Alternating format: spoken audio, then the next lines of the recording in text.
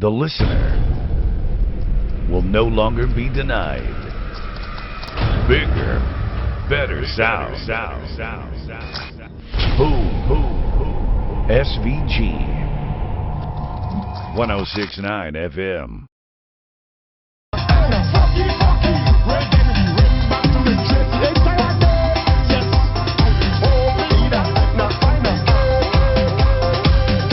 So Camalo just said he before, if it says you're looking for stars. You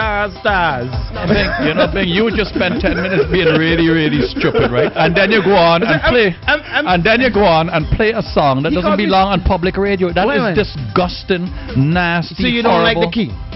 Listen, you ever lost your keys?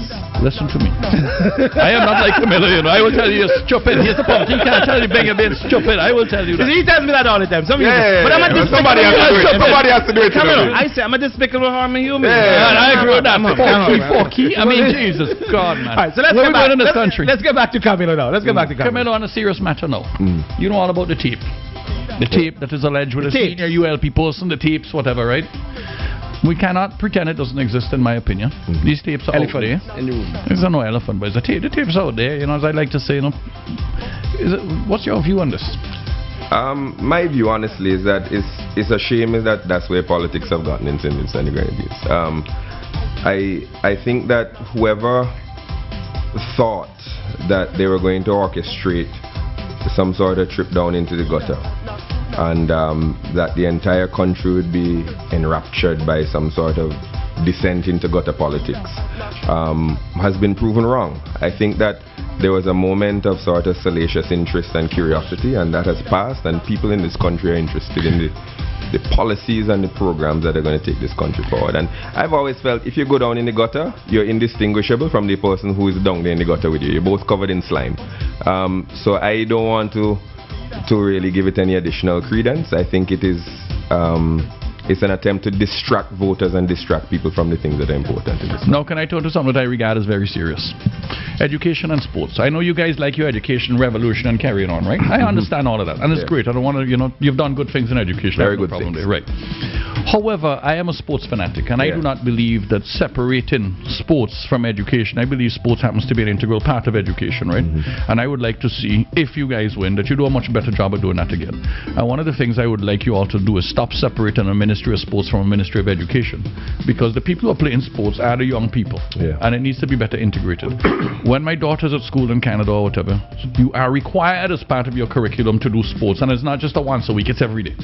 Every day. So I think we need to do better than that.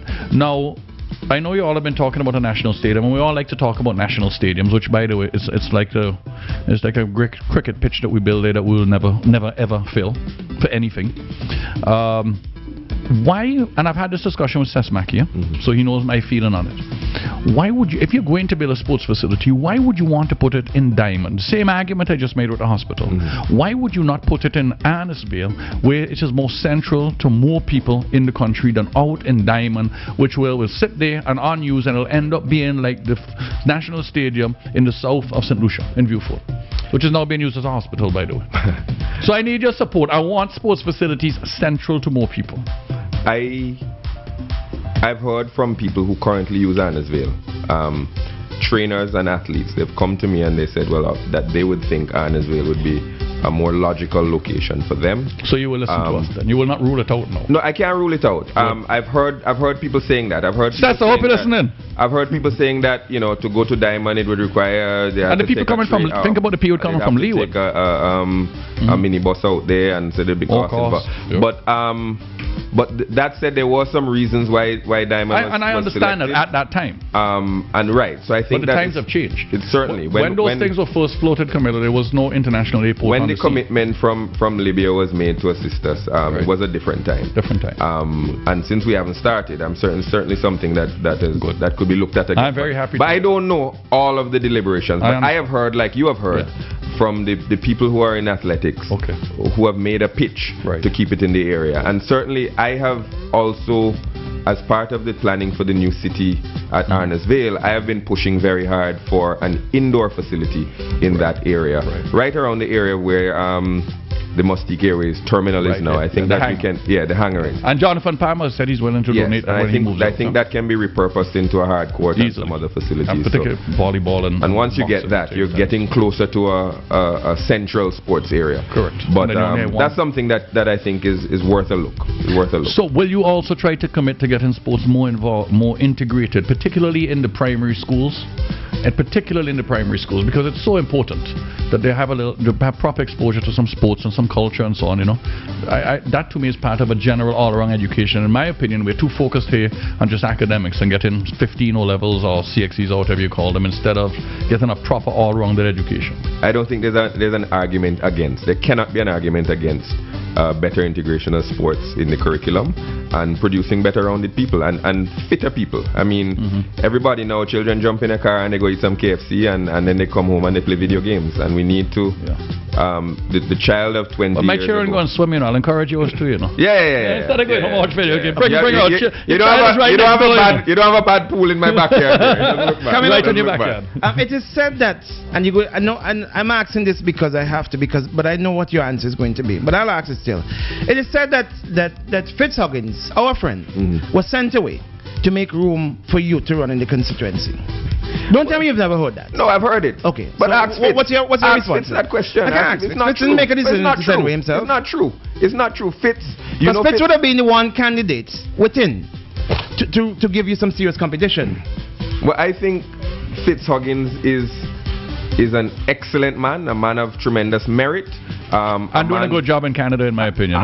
He's doing a very good job in He's done better Canada. than anybody else we've had there before. Doing a very good job in Canada. He's reaching out to everybody in Canada. He's also reaching out to the private And you sector. could not have done that? He's doing a good job. What? If I could not have done What are you saying about Fitz?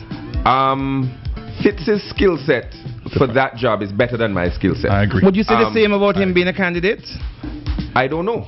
I don't know, but he has proven himself in this job, and he's done things that would have been more difficult for me to do. Would you have supported him? Would I have supported Yes. Fitz? I would have supported Fitz as a candidate. As a Absolutely. candidate. Fitz would be an excellent candidate. Okay, Fitz would be an so excellent I'll go ahead and continue to answer the question about him You're going being- to the point of him making being room. sent away and making room, and there's no basis for that. You know Fitz's connections to Canada, and you know that Fitz had some very real. So why I don't want to discuss Fitz's personal business on the air, but you know Fitz had some very good reasons to want to be in Canada. And so to his Bones Bonnedy. yes. And Bones has passed it. Now wrong I'm with not you. sure Bones where is you're too going old. with Time this. for There's always Bones has had his time. What's wrong with you? There's always one Bones person did his who's going time. to be Trying to selected. justify his point by saying that, you know. No, but Bones No, did but his time. Fitz saw an opportunity and he took the opportunity. It was good for him, but I don't think that there's anything about Fitz being sent away. Did Fitz indicate that he wanted to be a candidate? Did Fitz throw his hat in the ring? Didn't he? No, you don't know? You don't he know? privately said he may have been. So your interested, answer to the but- question about Fitz being sent away to make room for you is what? Is that it's not true? It's not true. But that you should ask Fitz if he was sent away. Yeah. Okay. Being the son of Ralph Gonsalves, do you see that as A lot of your questions start with those words. Yeah. Help or hindrance? Remember, What he's is an it? NDP man, you know. Yeah, I'm an NDP man. Do you think Whether that is help or hindrance? it's a double-edged sword. Yes. It's a double-edged sword. It's a Cuban cutlass It again. helps. It helps in some respects, and it hinders in some respects. Look, Ralph Gonsalves is a very popular figure in this country, but he's not universally loved. And people who love Ralph Gonsalves will love me, and people who hate Ralph Gonsalves will be predisposed to not like me. And also, among the people who love Ralph Gonsalves, they love him because he's Ralph, and they look to me to be Ralph's clone. And sometimes they're disappointed when I'm not. But does it help? Of course, it helps in many respects. But similarly, there are also times when you have to overcome the issue of being Ralph's son. See, now we're in family. It's double-sided. How do you feel? Did you have a part to play in the decision to make your sister do that commercial that has gotten so much attention? No, I wasn't involved in it. I don't know about making my sister do it. I think she volunteered. How do you feel about that? She wanted to do it, and she and I talk about it, but I didn't see it in production. I wasn't involved. I saw it after it came out. But how do you feel about the fact that she did that? I am very proud of her for standing up and talking about the things that matter to her as a young woman. So issues involving youth and issues involving women. So is that are we going to see another Gonsalves making a approach into politics? ISIS has never told me that she has an interest in politics. I think this is an issue of her trying to refocus on what is important, and for her to state what she considers important. But I don't think that ISIS has at this point in her life political ambitions. But I don't want to speak to ISIS on that point. How are you doing with the swing voters? How do you think you're doing with the swing voters in your constituency? In St. George? Yeah, in your constituency. I think I'm doing very well. I've made it my business to speak to everybody, regardless of what their background may be or their leanings may be.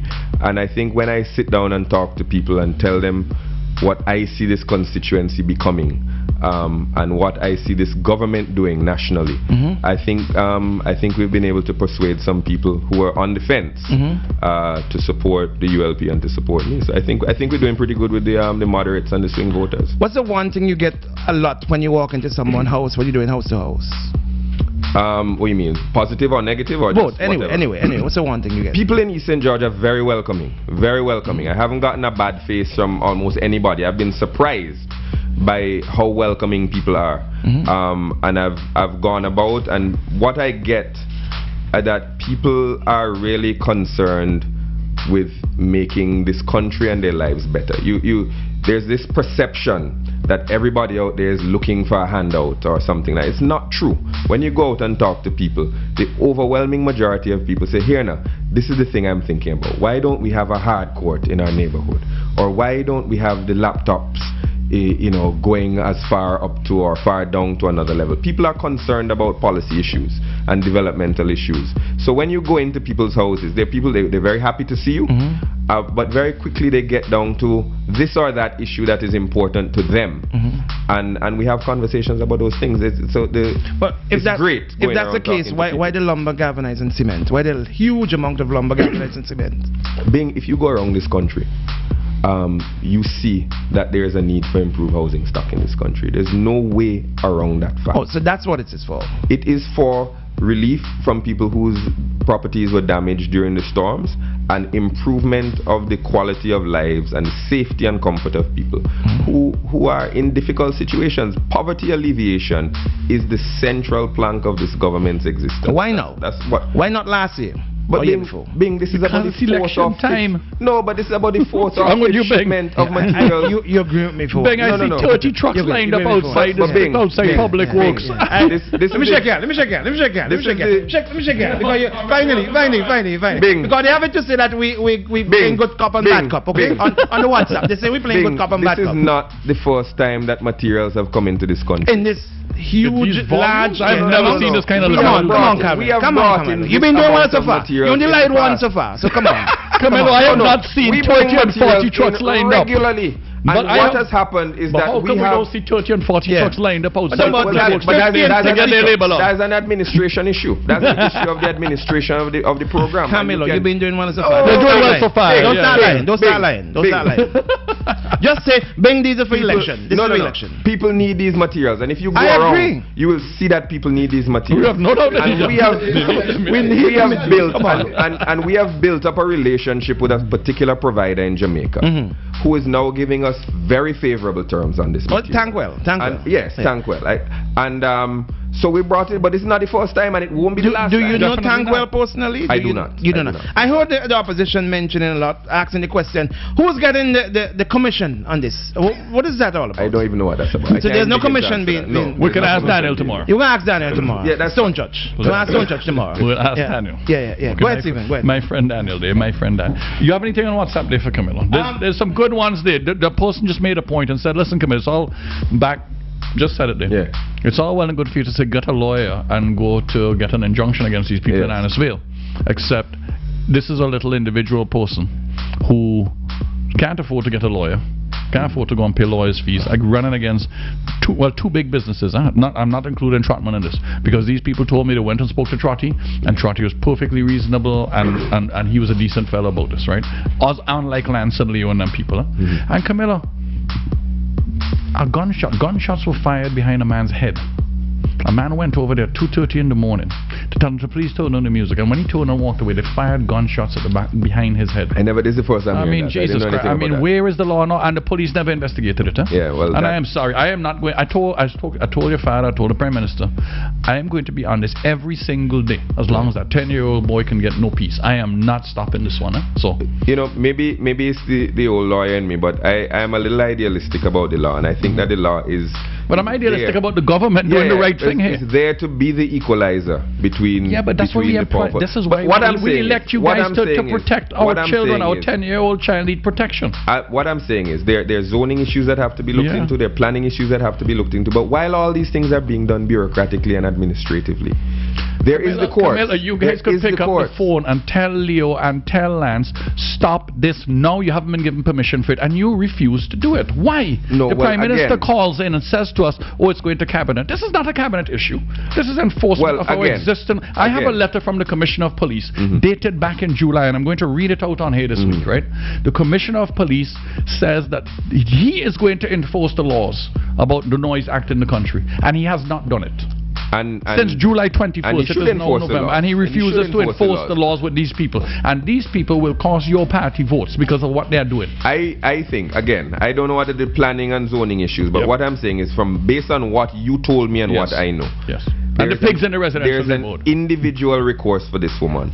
And she I will not accept that from you. I want the government to do what they were elected to do. Protect a 10-year-old child. Enforce the laws in the country. But also, the reason that courts exist is also to enforce the laws in the country. I understand that, so I will go and I will personally pay a lawyer to try and get an injunction. Idea. And then I know what's going to happen after that. These big shot people get their big shot lawyers, and so it's all politics. Is Joachim doing this? It is not politics. It's a 10-year-old child. I think that 10-year-old child. I think that if the laws are being misapplied or not applied, I think the courts can help. And I think that would give, literally now, I mean, pun intended, would give the child a breathing space for us to resolve whatever the issues have to be resolved. I have no problem with rezoning. I understand rezoning. I don't object to that. But I object to what I think here is you have people who, and the area is effectively being rezoned. And again, I don't object to that. But I do think if you're going to do that, then provision must be made to acquire property from other people in the in the residential neighborhoods to say, guys, we will pay you, and we'll pay you more than a fair price because it's a commercial area now, and I'm sorry. And I'm sure most of them would be happy to accept that. But I don't like what's going on here. My girlfriend lives down a road where basically they set up this new water park. Ah, yes. The backyard adventures. Great thing. I have no problem with it, right? But again, you go into a residential neighborhood and suddenly she can't get in and out of her driveway to her house. So my concern here, again, I don't object to it, but there has to be conditions. If you're going to do that, then you have to have a security man outside just so that people can't block up the road. I think our country needs to do a better job of what is right and wrong. And it is wrong for lands to have pigs in the middle of a residential neighborhood. I think that a lot of these issues are growth and development issues. We're sharing a very small space, and people for years have sort of spread out and built their houses where they wanted to build them, and so people have been sort of sticking businesses in between houses, and we're getting to the point where we're going to have to revisit that. But it's going to be a balancing act. I feel very strongly about the story you've told me about this child, and I'm very strong. That's one that has to be resolved with some immediacy, and that's why I'm saying if memos are going to be written and analyses are going to be done and all the rest of it, there is a recourse in the short term. Hold on, guys. Yes, you're live on air? Yes, or for the Prime Minister. Oh, your daddy called to defend you, Camilo. Your daddy called to defend you. He's on it. Good morning to you, sir. Good day. Hold on. We're gonna try to see if we can get them to hear you. Where's Emran? Hold on. I see you calling to help your son. You getting some? Absolutely not. Ralph doesn't need to call to defend his son. Wrong him. Tell him get off the air. No. Your son is doing fine. I'm in Chester Cottage Gate. In Chester Cottage Gate. We're gonna find a way to. Where's Emran? Emran, you need to come quick. And I want to say to you. You want to say that if I've been listening off and on, and I just want to tell you guys. Yes. If a man has come through the battle that you all have subjected him to, and he has done so extraordinarily well, both of you should declare on the radio that on the basis of this performance, He's your preferred candidate. Well, hold on. That's what I've called to say. He called to say that if you can make it through what Stephen been giving you. And this is my future Prime Minister, giving him hell now. That Stephen should declare that he is your preferred candidate. You have to put him in the crucible of Listen, fire. I'm not declaring anything. I have said all along, I think Camilo has the right background, the right temperament to be a Prime Minister in our country one day, and the intelligence to be one. I'm not going to back out from that. Hold on, Stephen, hold on. Yeah, let's get him to hear now. Go ahead. Say it again, PM. Yes, go ahead, PM. Say it again. No.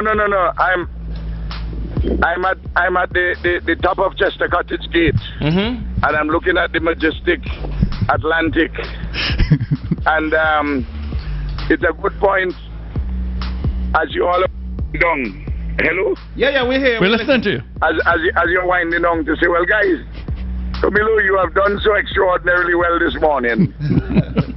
That I have to give you the thumbs up. I have to give you the thumbs up. I have to give you 4 stars.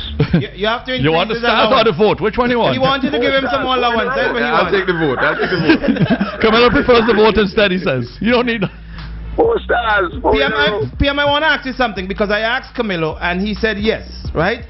Were you involved in the decision to make Camilo an ambassador? Camilo said yes. I want to hear from you. Camilo did not say yes. You lied. No, Bing. The recommendation for Camilo to become the ambassador came from Sir Louis Straker, who was then the foreign minister. Right. And the 2 other persons, Sir Vincent and a senior public servant who was then on contract, also pressed this case. Actually, the Attorney General didn't want him to go because she wanted to keep him at the Attorney General's chambers for something else. But okay, let's move on, PM. Why East St. George? Did you have anything to do with the decision for him to go in East St. George?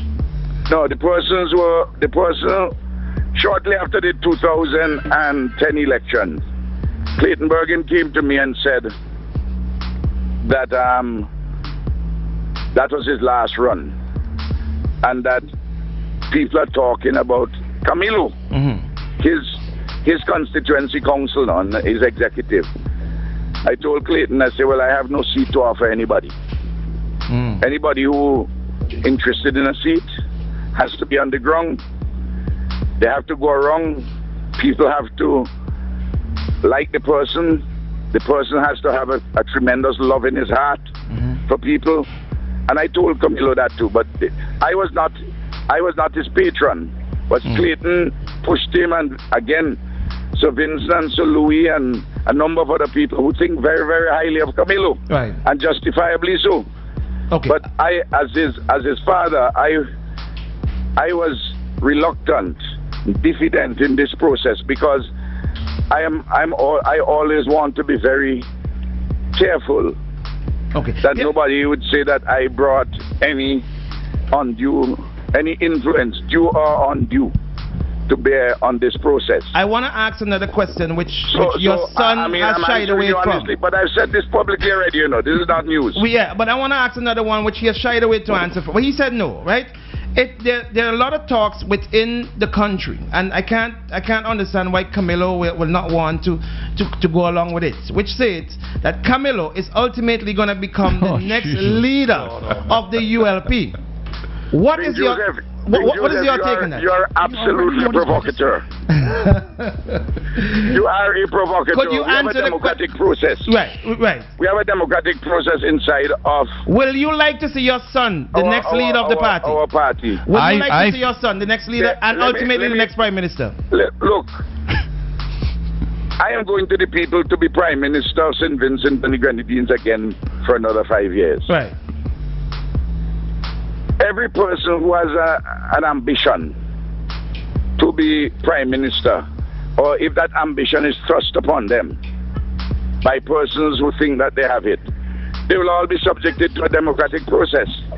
And at that but if that person have the endorsement of yourself, at that particular point in time, my job as party leader and as prime minister would be to enjoy a very smooth transition without disruptions. But as party Good. leader, And if Doc, that person, thank you for calling as back, party and let's go leader, back to Camilo, if that please. person have your endorsement, it will Doc, go a thank very you. long way.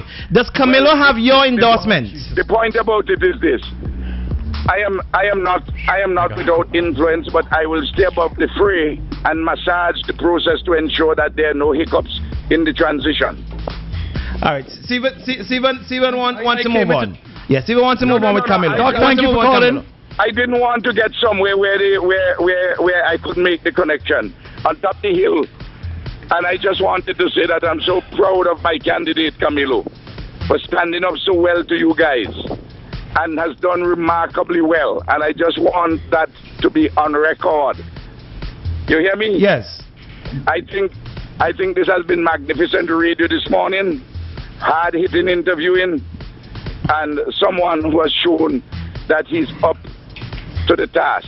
Okay. It's Well wonderful. said, Daddy. It's wonderful. All right. Thank you very much. God bless. All right, thank Take you, care. thank you. Spoken like a I proud want father. to say, Yes. Spoken like a because- proud father. Yeah, Well yeah, done, yeah, well yeah, done. yeah. Because I heard the Prime Minister say magnificent radio, I want to remind you, Bing. About Justin Bieber again. When I was, no, not Justin Bieber this time. When I was still a fairly new minister with responsibility for telecom. Oh Lord, here we And go. therefore, Here we go, here we go. with the responsibility for issuing radio licenses. Oh Lord, here we go. I was invited up to this facility. It wasn't called Boom yet. But Bing brought me up here. And he Lied said- to you. He said, lied to my face. He said to me, look at this facility. You know, I have all the equipment. I have Yes. DJs lined up Yep. and everything. And I don't understand why I'm not getting this license. Yep. And I feel that it's because of political connections and so on. And I want to assure you, Camilo, No politics, no I politics. want to assure you that I will never talk any politics on my radio station. Steven joking, I am Steven joking, going to Steven. play music alone. That's all I am going to do. What you are saying all is I'm Bing going is to a do. typical politician. He lies.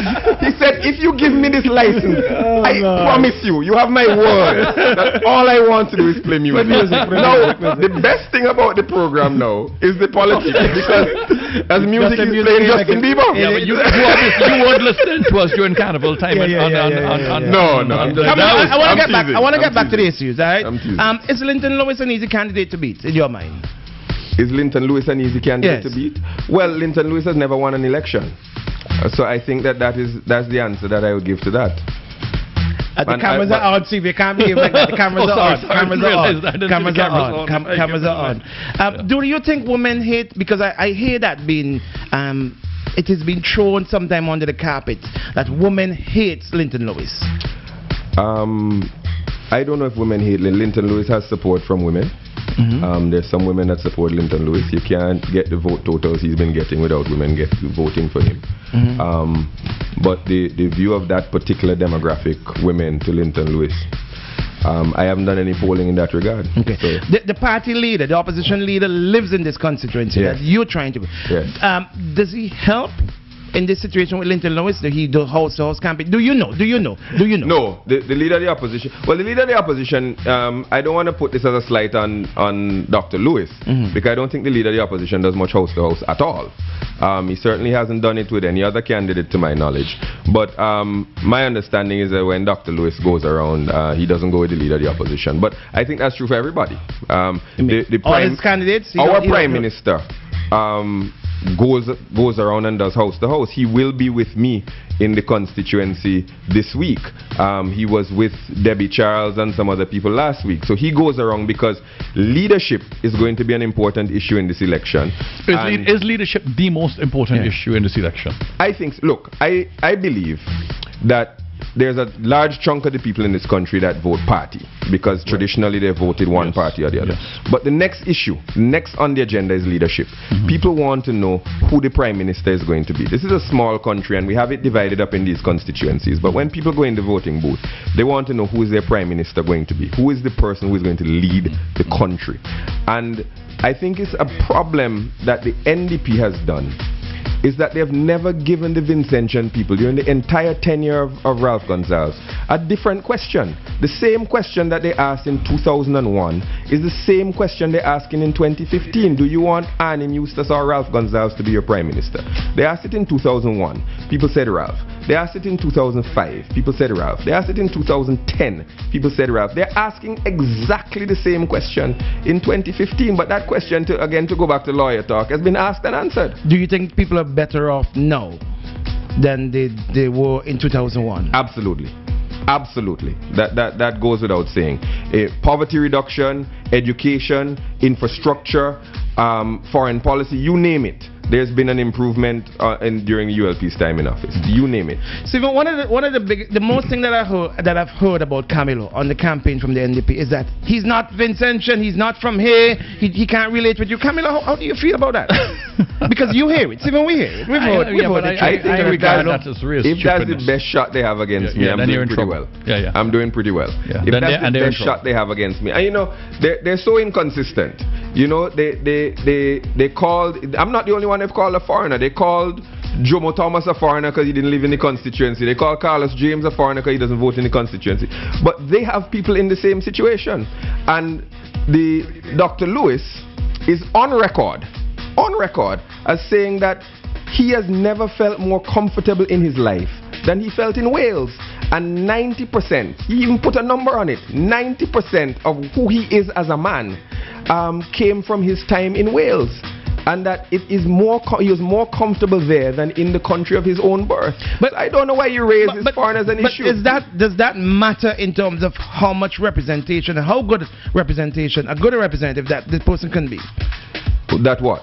Whether they spent time overseas, whether they were born overseas or not. I don't think it's relevant. I think you take candidates on their merits. Correct. And there are people that have been born and bred and never left a constituency, ever once. And they lime every night at every watering hole in the constituency. Does that mean that they would necessarily be a good representative? You have to take people on their merit. Well, I think the other thing we have to understand is when we're electing our constituency representative, we have to think beyond that. Because we're not just, this is not a little local government issue.